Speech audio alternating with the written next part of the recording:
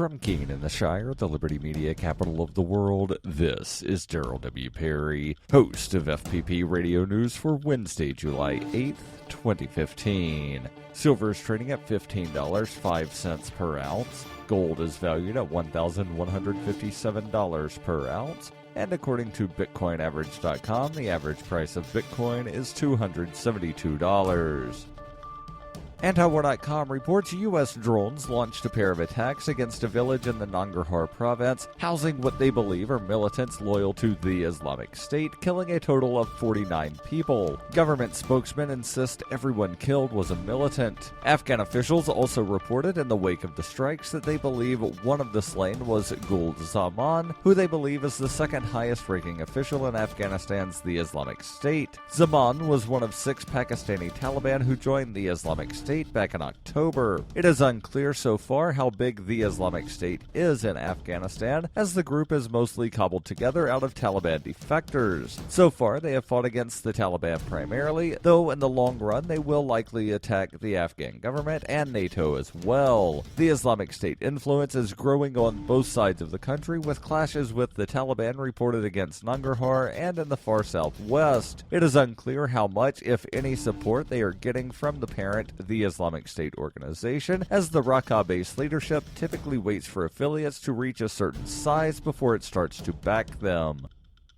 For over 35 years, Robertson Roberts has been a trusted source for buying and selling your investment-grade precious metals. They also take Bitcoin for precious metal purchases and permanently removed the minimum purchase order for all orders paid in the digital currency. Call Robertson Roberts today for knowledgeable advice on investing and a forward-thinking approach to new technologies. 850-478-5270 or online at rrbi.co.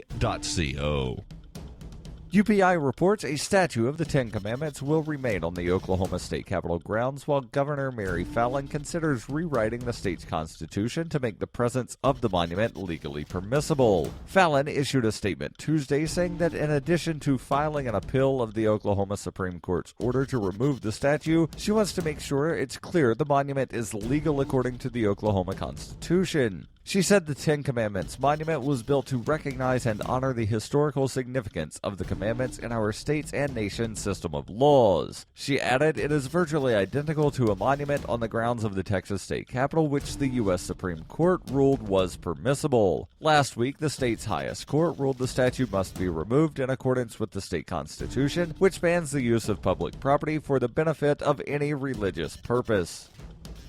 ExpressCoin is the best choice for buying Bitcoin, Litecoin, Dogecoin, and more. ExpressCoin prides themselves on their customer service, so much so that the back end on the website should allow them to be even more focused on your needs. Get started at expresscoin.fppradio.com. That's expresscoin.fppradio.com.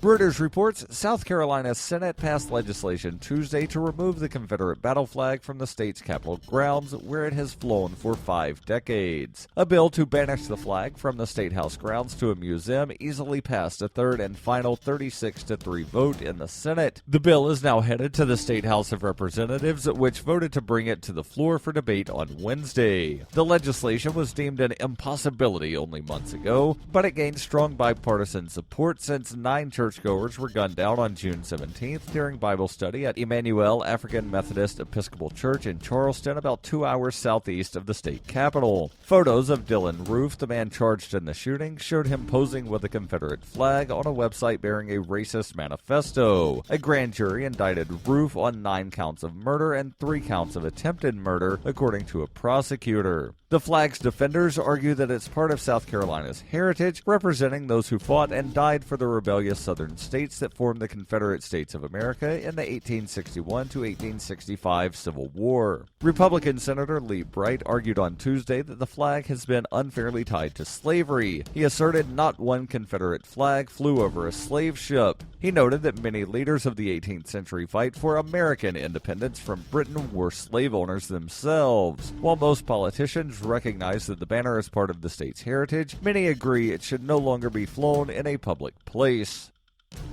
This has been FPP Radio News, online at fppradio.com.